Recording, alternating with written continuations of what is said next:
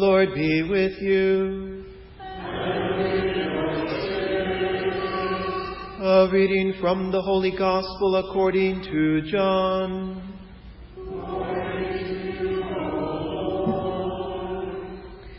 Jesus said to his disciples, I have much more to tell you, but you cannot bear it now. But when he comes, the Spirit of truth, he will guide you to all truth. He will not speak on his own, but he will speak what he hears, and he will declare to you the things that are coming. He will glorify me, because he will take from what is mine and declare it to you. Everything that the Father has is mine. For this reason, I told you that he will take from what is mine and declare it to you. The Gospel of the Lord. Praise to you, Lord Jesus Christ.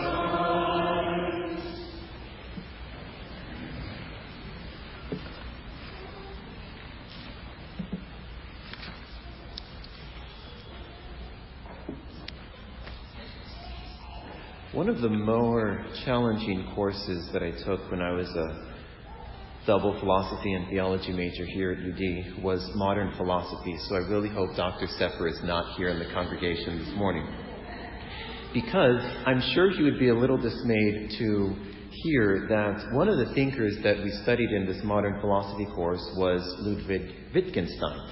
We read his Tractatus, which, for students of philosophy, or outside students of philosophy, I'm sure you know, I'd never heard of him before, and the only thing I remember from Wittgenstein is the very last sentence of this work. The sort of seventh statement or seventh aphorism that he ends his whole book with is, what we cannot speak about, we must pass over in silence. Now, this seems to be, at least in my experience when I was, in the pews and hearing priests preach on Holy Trinity Sunday, this seemed to be a sort of idea or MO that a lot of preachers would seem to have. That, trying to think back, some of us, it's a bit further back than others, when we were in seminary, initial formation, thinking about that course that we took on the Triune God.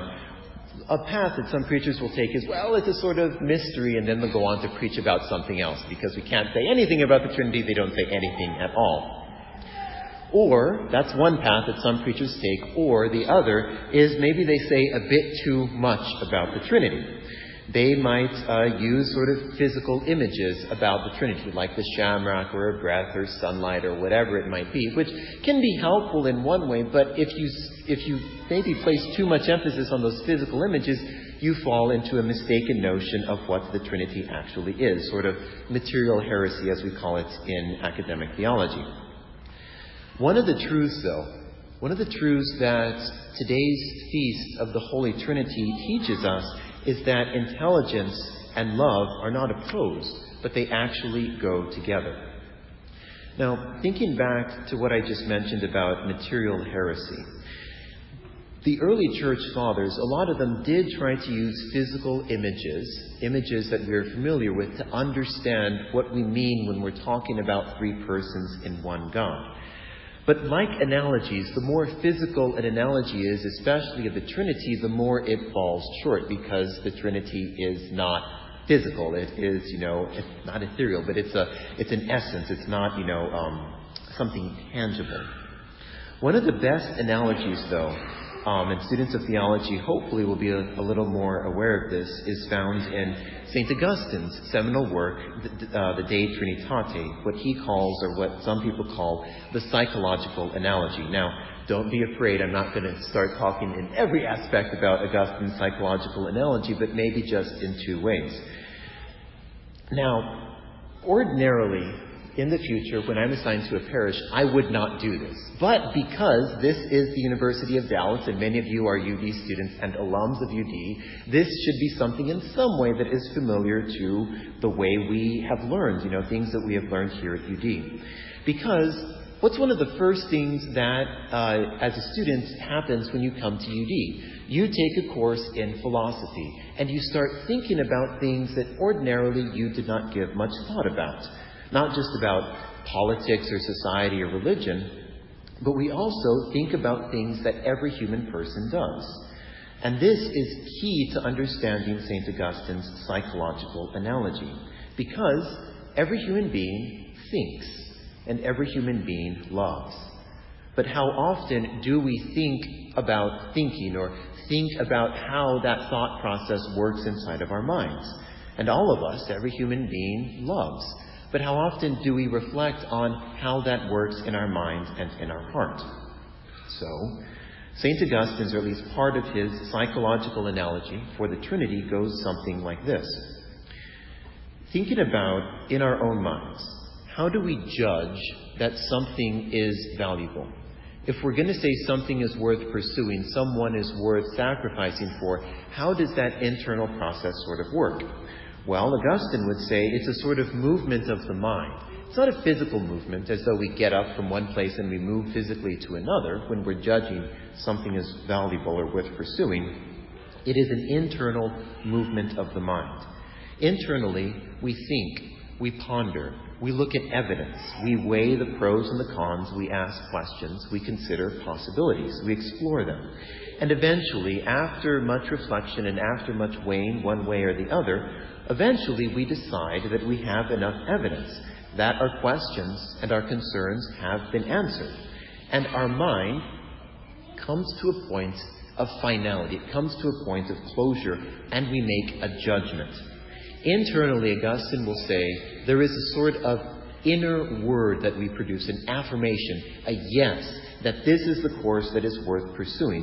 And sometimes this inner word of affirmation is expressed by saying, yes, this is what I'm going to do. This goal is worth pursuing. Now, for St. Augustine, this is an analogy for how the Word proceeds from the Father, the procession of the Son from the Father.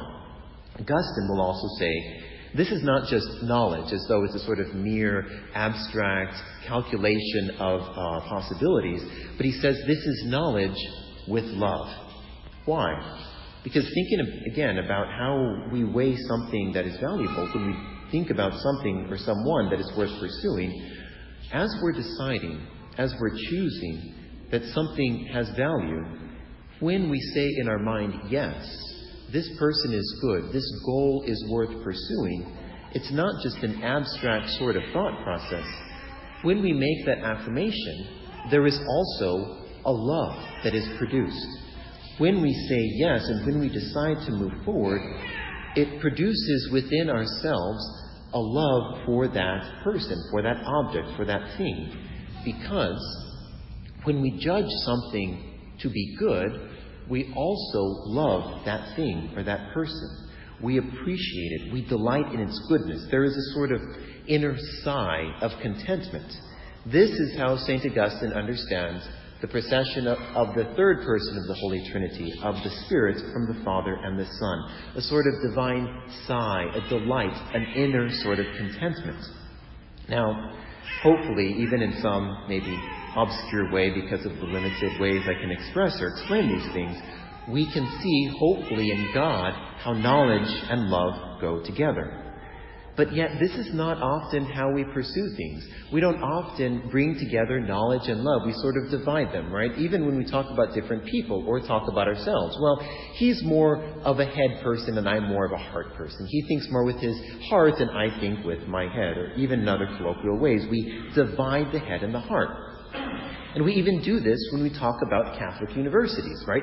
Here at UD, one of the sort of typical things that UDers are known for is thinking. We're sort of in our heads. We approach our faith and our reason and our lives and our loves through study, through reason, through logic. And perhaps, maybe just perhaps, we hear about another Catholic university a bit northwest of us in the state of Ohio called Franciscan University of Steubenville. Peace to them. But their approach, perhaps for better or for worse, just like there's strengths and weaknesses to our own approach of the life of the mind and the intellect, theirs tends to be more affective, even in the way that they worship. It's a little more affective, and we sort of look on praise and worship with a little bit of suspicion, right? Because it's a little bit too emotive, right? So even when we talk about Catholic universities, we divide the intellect from the heart. We divide knowledge from love. And yet they're meant to go together. They're meant to be distinct, yes, the way the persons of the Holy Trinity are distinct, but not divided and not separated. Now, I am also one of these priests who is trying to think back to that course in Triune God to find something valuable to preach on. And one of the most valuable things that I was given when I took that course on the Trinity was a book that was written specifically for priests to preach in helpful ways about the Holy Trinity. This is one of the points that this author makes in his book. This feast teaches us that intelligence and love go together, which goes against the tide, not just, the way our secular brothers and sisters think, but also the way we Catholics think. And he says it very eloquently. Too often, intelligence and reason are reduced to mere calculation, profit and loss, advantage and disadvantage, pleasure and pain. We even begin to think of human beings like computers, and we seek to develop analogies between the human mind and microchips, between human cognition and binary calculations. We have stripped the mind of its flesh and of its blood, of its deeper meaning and of empathy for its object. We need to restore a deeper meaning to our understanding of the human mind, not in terms of calculation, but in terms of wisdom, a loving wisdom that appreciates the fully human nature of our situation, that can feel our plight from the inside and not reduce us to entries in an accountant's ledger. As Christians, we believe Jesus is the embodiment of the loving wisdom of God, who knows fully what it is to be human from the inside. And on the other side of the equation, we know that love has become one of the more debased words in our language. People fall in and out of love on a regular basis. We love our cars, our pets, our computers, and every possible item of fashion. Love, like fashion, is fickle, or at least so it seems. Yet, we long for a more profound sense of love, firmly based, grounded in something that is more than mere whim, a faithful and a committed love, which does not change with the seasons or with the time of day. Again, we need to restore a deeper meaning to our understanding of love, not in terms of blind impulse towards the other, but as a responsible, as a committed act, an act of wise loving, which truly knows both itself and the beloved, and which offers its love wisely out of that true knowledge. The Spirit is God's wise loving poured into our hearts, empowering us to love wisely and not foolishly, firmly and not on a whim. Pope Benedict XVI expresses this in his encyclical Caritas in Veritate. The demands of love do not contradict those of reason. Human knowledge is insufficient, and the conclusions of science cannot indicate by themselves the path towards truly integral human development. There is always a need to push further ahead. This is what is required by charity in truth. Going beyond, however, never means prescinding from the conclusions of reason, nor contradicting its results. Intelligence and love are not in separate compartments. Love is rich in intelligence, and intelligence is full of love. This is the basic insight from St. Augustine's psychological analogy. Divine love is rich in intelligence, and divine intelligence is full of love. What does this unity in our own lives, what does this unity between intelligence and love look like? If the life of the mind is one of the aspects of the ethos of this university, another common denominator between students and alums of UD is a deep and passionate love and respect for our professors. If you insult a professor in front of a UD student, you will not hear the end of it. We have a fierce devotion and loyalty to the men and women who taught us here at UD. Now, one of the most convincing ways in my mind, or in my belief, that UD professors are so awesome is that it's not just information that they try to convey. It's not just bits of data that they want their students to memorize, regurgitate, and remember. It is in their own example that it's not just something worth knowing, but it's something worth inculcating in our own lives and loving for ourselves. Now, one of the questions that I sometimes get, sort of kind of trying to ream me out into the open, is what was your favorite class, or who was your favorite professor at UD? Now, I don't always answer the question completely truthfully, but, I can't lie when I'm preaching at Mass. As I said, I was a theology and a philosophy major, but truth be told, and I know he's here in the congregation, so I'm going to kind of embarrass him for a few moments. My favorite class at UD was not a philosophy or a theology class.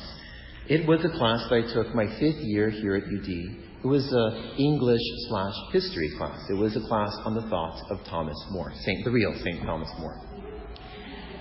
I'd never really heard about Thomas More. I didn't know much about him before taking this class. I just knew that the professor was highly recommended, Dr. Gerard Wegemer. He was joyful, he was passionate, he was friendly. My brother had taken him for Lit Trad 1, and so I thought, well, I've basically fulfilled all the requirements for philosophy and theology. He seems to be a great guy, intelligent, funny, witty, delightful. So I said, well, why not take a course in something that he deeply loves? Okay. That class influenced me so much that when, years later, I entered the Dominicans, I couldn't think of a saint whose name I wanted to bear more than that English statesman, Thomas More. Why? It was the material that we studied. It was Utopia and his letters to his children by Thomas More that we read and wrote about and thought about. But above all, what convinced me that Thomas More was a person worth loving and pursuing was the example of the professor. His own intelligence. He studied him. He knows about him. He's probably read everything that Thomas More has written. He can have an intelligent conversation. When there would be a question in class, well, did Thomas More ever say this, or did he do this? Did he ever go here? Dr. Wegemer could say, yes, he did this, or no, he said this, actually. This is different from the movie. He actually wrote this. So he could have an intelligent conversation. Intelligence was present in his person, but he was also joyful. Every single class, it seemed, he came with a smile on his face and a joy in his heart that was just radiant in the way that he taught. And he wanted us to learn the same sort of thing. He didn't just want us to learn the material. He wanted us to fall in love with that person. And that, I would say, is what intelligence and love looks like. Many of our own UD professors don't just know the material, they love it. And they want you, UD students and alums, to not just know it, but fall in love with it as well. As we prepare to come forward to receive the gift of Christ's own body and blood, may we seek in ourselves that unity between intelligence and love.